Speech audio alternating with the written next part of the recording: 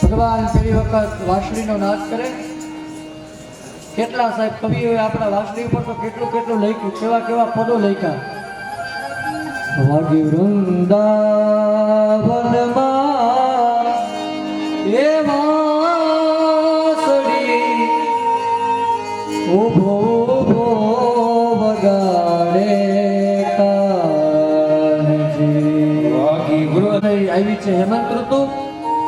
હેમંત ઋતુની અંદર માગસર મહિનો આવ્યો. માગસર મહિનાની અંદર દરેક ગોપીઓ માં કાત્યાયની માતાજીની વ્રત કરે છે. કાત્યાયની મહામાયે મહાયોગીની ધીશ્વરી નંદ ગોપ સુકમ દેહી પતિમ મે ગુરુતે નમઃ. દરેક ગોપીઓ આવે છે કાત્યાયની માતાજી પાસે અને કહે છે કે કાત્યાયની મહામાયે હેમા મહાયોગીની ધીશ્વરી નંદ ગોપ સુતમ દેહી. નંદના જે પુત્ર છે, નંદ પુત્રમ, નંદનો પુત્ર દેહી આપો. કેના રૂપમાં? તો કે પતિમ મે કરુતે નમઃ. એવો પુત્ર અમારા સંસારની અંદર પતિના રૂપમાં મળે. આવા ગોપીઓ કાત્યાયની માતાજીનું વ્રત કરે. વસ્ત્રહરણની કથા બતાવે છે. ત્યારબાદ હવે આવે છે દિવાળી. દિવાળીની અંદર દરેક લોકો નંદ બાબા બધા જ લોકો ભેગા થયા, યજ્ઞ કરે છે ઇન્દ્ર ભગવાન. ઇન્દ્ર ભગવાનનો યજ્ઞ કરતા હતા એવામાં ભગવાન આવ્યા. કનૈયો આવીને કહે છે કે બાબા પિતાજી આપ શું કરી રહ્યા છો? બોલે યજ્ઞ છે. શા માટે? તો કે ઇન્દ્ર ભગવાન માટે, અને દર વર્ષે અમે યજ્ઞ કરીએ છીએ. કનૈયો કહે છે કેમ? બોલે ઇન્દ્ર ભગવાન આપણા આ સ્થળની અંદર સારો વરસાદ આપે એટલા માટે અમે ઇન્દ્રનો યજ્ઞ કરીએ. ભગવાન નંદ બાબાને કહે કે ઇન્દ્ર ભગવાનનું કામ જ વરસાદ દેવાનું છે, એટલા માટે યજ્ઞ કરવાની જરૂર નથી. એને વરસાદ તો વરસાવવાનો જ છે. એટલે બાબા એક કામ કરો, આ વર્ષે હું કહું એમ કરો. આ વખતે તમારે ઇન્દ્ર ભગવાનનો યજ્ઞ નહીં, આ વખતે આપણે પ્રકૃતિની પૂજા કરવાની. જેને જોઈ શકીએ છીએ એની પેલી પૂજા, એટલે બ્રાહ્મણો પૂજા ચાલુ કરાવે ત્યારે પ્રથમ સૂર્ય નમસ્કાર કરાવે, સૂર્યની પ્રાર્થના કરાવે. એ સૂર્ય દેવ છે, સૂર્યને જોઈ શકીએ છીએ એટલે પેલા પૂજા. જેને નથી જોઈ શકતા એની પૂજા આપણે નથી કરતા, એની પછી થાય. પેલા જોઈ છે એની પૂજા. માતા, પિતા, ગુરુ, જળ, પૃથ્વી, અગ્નિ અને સૂર્ય, આ પાંચ દેવતાઓ પ્રત્યક્ષ છે, એની પૂજા. કનૈયો કહે કે બાબા પેલા અહીંયા ઇન્દ્રનો યજ્ઞ નહીં, પણ ચાલો આપણે બધા ભેગા થઈ અને ગોવર્ધન ભગવાનની પૂજા કરીએ. જે જે વસ્તુ આપણે અહીંયા મળે છે વૃંદાવનની અંદર, એ બધું કોણ આપે છે? આ ગોવર્ધન આપે છે. ગોવર્ધનની અંદર બધી જ વનસ્પતિઓ ઉગે છે અને એ વનસ્પતિઓથી તો આપણે પાલન પોષણ થાય છે. તો જો તમારે પૂજા કરવી હોય તો તમે ગોવર્ધનજીની પૂજા કરો. નંદ બાબા કહે કે કનૈયા તું કે ગોવર્ધનની પૂજા તો બધા કરીએ, પણ જો ઇન્દ્ર ભગવાન ને ક્રોધ આવશે ને વરસાદ નહીં વરસાવે તો? કનૈયો કે એ તમે મારા ઉપર છોડી દો. અને હવે બધા આવ્યા છે કે નિયમ બંધ કરાવી અને કનૈયો બધા જ ને લઈ, વૃંદાવન વાસીઓને લઈ આવ્યા છે. દરેક લોકો જે યજ્ઞની અંદર ભગવાન માટે પ્રસાદી હતી, 56 ભોગો તૈયાર કર્યા હતા, એ બધા જ વૃંદાવન વાસીઓ ગાડાની અંદર 56 ભોગ ભેગા કરી અને આવ્યા છે બધા જ ગોવર્ધન પાસે. ગોવર્ધન પાસે આવી અને બધા જ દેવતાઓએ ગોવર્ધનની પૂજા કરી. બધા જ લોકોએ ગોવર્ધનની પૂજા કરી, પરિક્રમા કરી.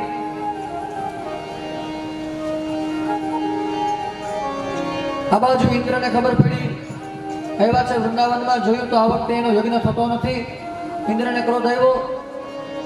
ઇન્દ્રલોકની અંદર આવ્યા ઇન્દ્ર અને મેઘોને આજ્ઞા કરી, પધારો મેઘો. જેટલા મેઘો એને આજ્ઞા કરી કે જાઓ વૃંદાવન ગોકુળની અંદર એટલા બધા વર્ષો કે આખા ગોકુળ અને વૃંદાવનમાં પાણી થઈ જવું છે. અને આજ બધા જ મેઘો છે કે 12 માઘ આજે ખાગા થયા અને એટલો બધો વરસાદ ગોકુળની અંદર પાડ્યો કે પાણી થઈ ગયું, બધા જ વૃંદાવનની અંદર પાણી થઈ ગયું બધી જગ્યાએ. દરેક વૃંદાવન વાસીઓ પીવા લાગ્યા. કનૈયાને કહે કે જો કનૈયા, તને કીધું તું ને, જો ઇન્દ્ર ભગવાનનો યજ્ઞ નથી કર્યો એટલે ઇન્દ્ર ભગવાનને ક્રોધ આવ્યો છે.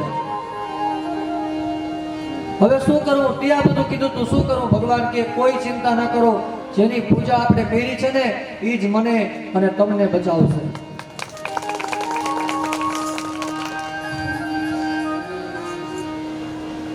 અને ભગવાન હવે ગોવર્ધનજીને બે હાથ જોડી અને પ્રાર્થના કરે છે કે હે ગોવર્ધનજી, આપ રક્ષા કરો.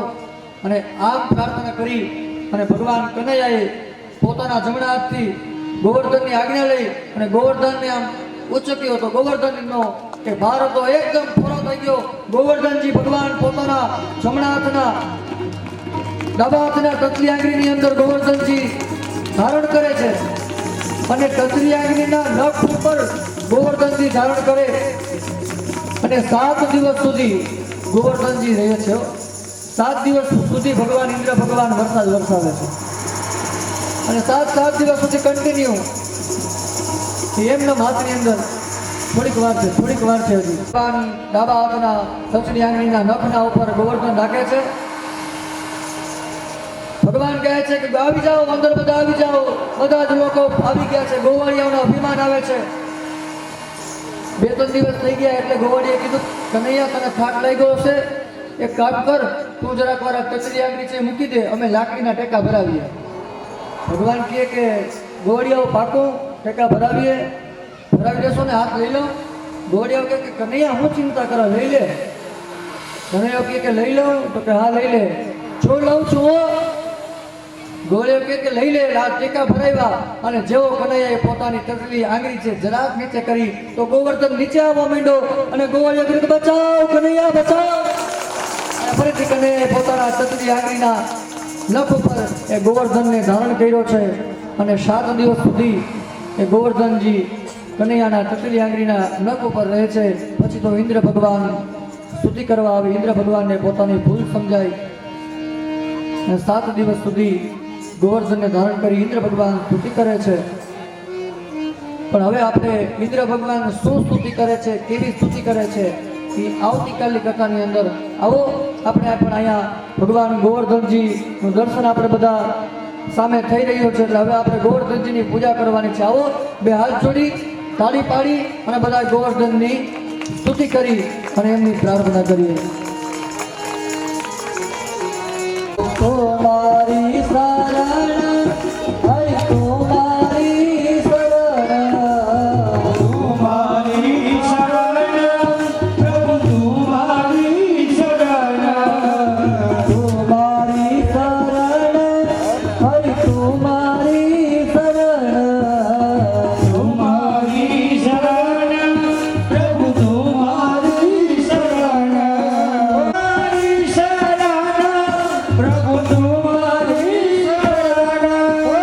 પ્રભુ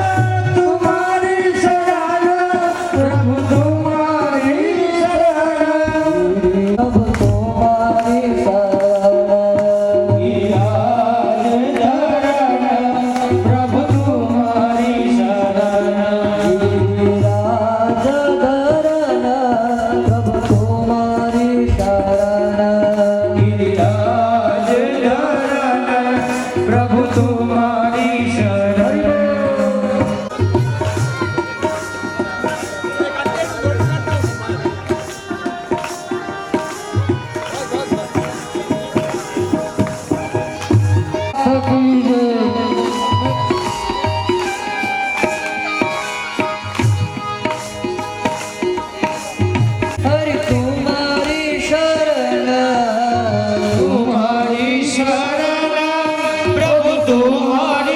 શરણ પ્રભુ તમારી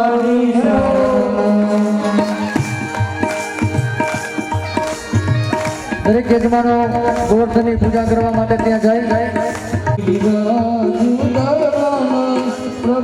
तुम्हारी शरण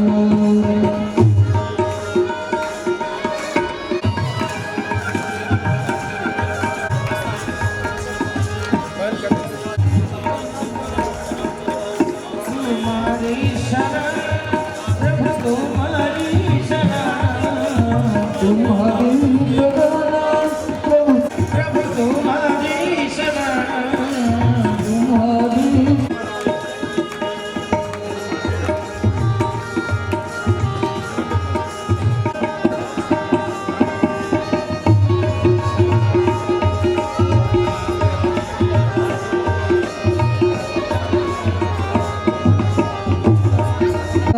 गिरिराज की शरण में बस एक बार आजा गिरिराज की शरण में गिरिराज की शरण में गिरिराज की शरण में गिरिराज की शरण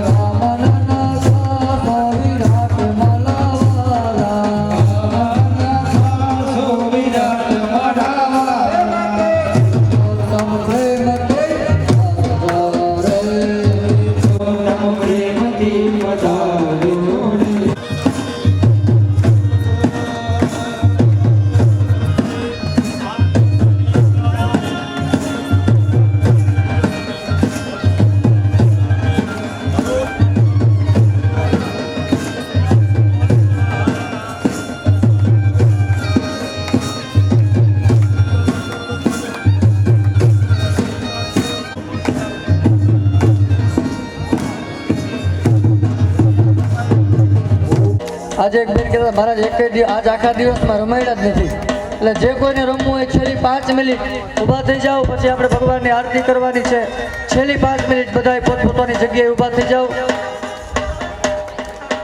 આવો શ્રી વડાવી સજો કરો હરિયાવો શ્રી વડાવી સજ કરો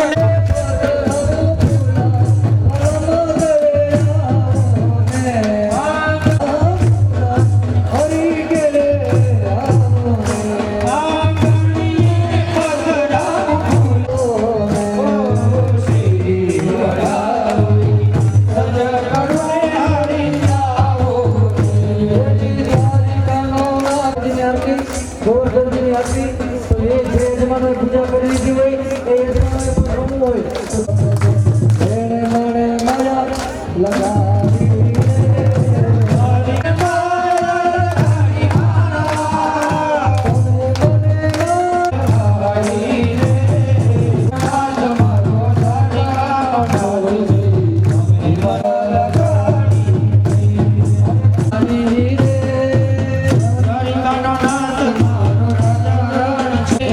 गिरधारी गिरधारी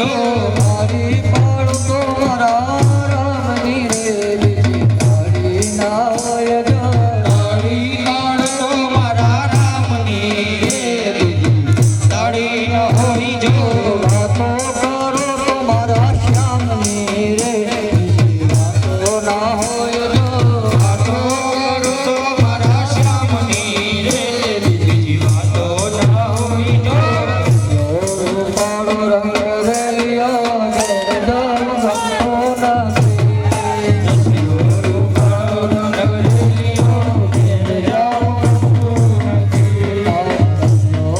પાડો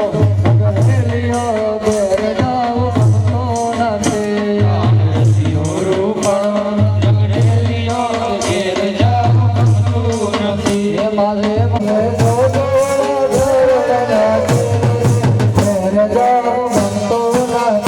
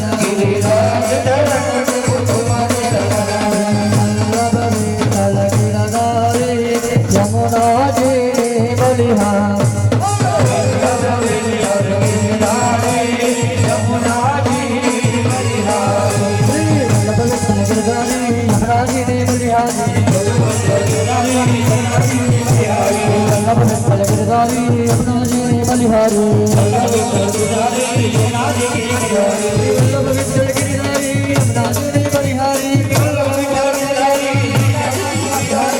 ગિરિધારી યમુનાજી બલિહારી વલ્લભ વિઠ્ઠલ ગિરિધારી વલ્લભ વિઠ્ઠલ ગિરિધારી યમુનાજી બલિહારી વલ્લભ વિઠ્ઠલ ગિરિધારી